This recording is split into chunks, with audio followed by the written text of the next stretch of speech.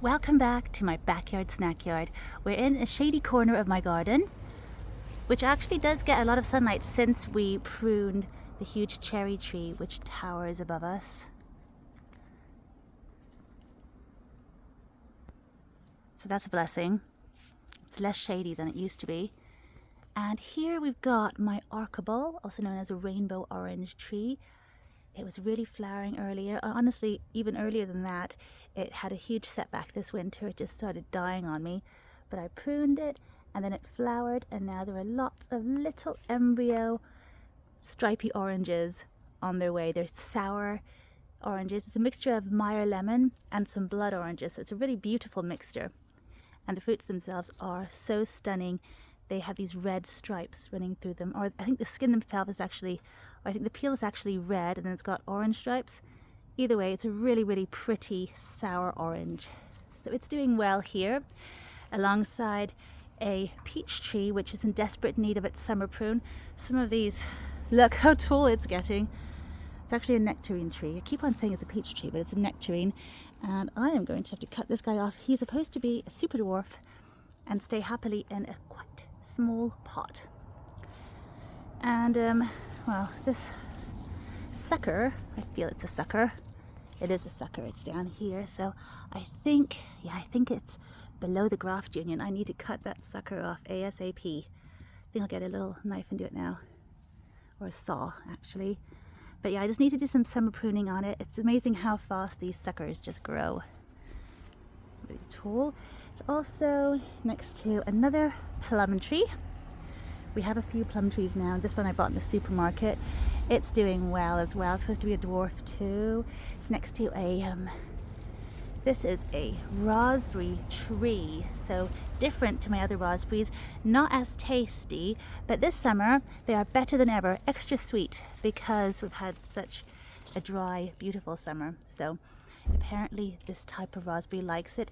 They are smaller than usual, but I think that's also because they need more rain than we've had. We've had no rain for weeks and weeks, which is really unusual, especially for England. We're known for having lots of rain. So, but here we've got my little apple tree. It's a Cox Orange Pippin. It produces the most beautiful, tasty dessert apples. And there are a few of them this year. Again, it is quite a thirsty tree, but because it's more of a shady spot, it's not burning up in the sun. I have quite a few beautiful, beautiful flowers down here. I'm loving this one. I'll just show you the name. It's called Highland Bolero. Highlander Bolero. Tucked away there. And the flowers are sort of fading faster than they normally would, just because it has been so incredibly dry. I do try to water this area. When we go and visit some family at some point this summer, it's going to be tricky, and we'll see how much it survives. I hope nothing's going to die, but it is always tricky to go away in the summer. We should always just have holidays or family get-togethers in the winter, but summer is just a nicer time to do it, isn't it? Because, I don't know, it just seems to be a better time for family get-togethers and traveling, and it's just a nice time. But I wanted actually to show you my pear tree, because I've seen some people mention that the pears and apples aren't doing as well. Sometimes fruit trees like to have a really heavy cropping year, and then that's followed by a lean year, so they become almost biennial. But this one, since it started cropping a few years ago, I think I planted it 4 years before it started cropping. It's a duo pear tree, a European pear. I say that because I do have some Asian pear trees which aren't fruiting this year at all, sadly. But this one is doing so well. It's full of fruit, which I think are smaller than they ordinarily would be at this time of year. But they are still so beautiful, and there are so many of them. I've never come around and thinned the fruit out on this tree. I do it on my apple trees, but not on the pears. Or maybe I should have, but usually it does do it itself and just drops the ones it doesn't want to hold on to. And it's definitely holding on to lots this year. So what a blessing. I am tempted to give it some water, to be honest, because I just think it's thirsty. I'd have to give it a really proper drenching, like liters and liters of water.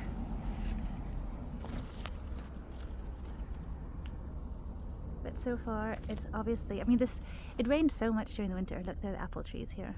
Apple trees right next to it. Sort of growing together almost. The apple trees over here. It's this one.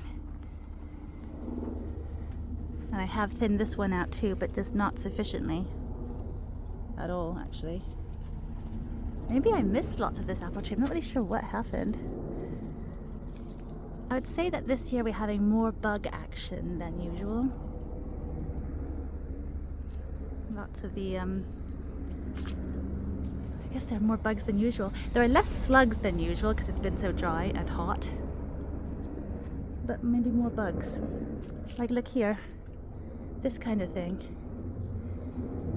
And then the apple isn't very good. I use these apples here. They're actually really sweet eating apples, but I use them for adding to my sourdough and also for making apple cider vinegar, and then of course also for eating. If there are ones with little bits of bug bites and damage, I can just, you know, cut away those parts and still use the rest of the apple. So it's not too much of a worry, honestly. It's beautiful to see them coming down here. It's how I envisioned it when I started sort of draping the branches over this walkway. So lovely. It really is a beautiful apple tree. I don't know what the cultivar is. Look at this, see? More bug action. I don't know what this cultivar is because, again, it was here when we moved in. It was just a bit sad, but with a bit of pruning and a bit of training and growing it over places, it's doing really well and producing really gorgeous, fragrant apples too. Such a pretty thing. We have some Virginia creeper here. Such a wild garden. But yes, the pears are doing well. And I almost forgot our newest pear tree. This is a Red Williams. It's known as a Red Williams here in the UK, but in America it's known as a Bartlett. And this is the red one. It's supposed to taste exactly the same, but just looks so pretty. I just got it this year, and it's a dwarf, so it's in a pot, and it's already got 4 pears. One more came later. So really, really fun. I think they need more sunshine to turn properly red, and it is in a little bit of a shady spot, so I wonder if I should move it. But then again, I'm thinking it's just been so hot and so sunny, so it seems happy here. And they've got a beautiful little rosiness to them, at least these ones do. This one, which is more hidden, doesn't have quite as much red to it, so that's interesting. At some point I'll find a proper place for it to be. It's forever home, but for now it's happy right here. For the most part. So thank you for joining me today. I can't wait to have apples and pears to pick. So many of them too. It's gonna be such a wonderful time of year. And I will see you next time. Bye for now. And happy gardening. Just a quick update. I just came out and cut that nectarine sucker. Look how gigantic it was. So tall, I hadn't noticed. Good to have it gone now.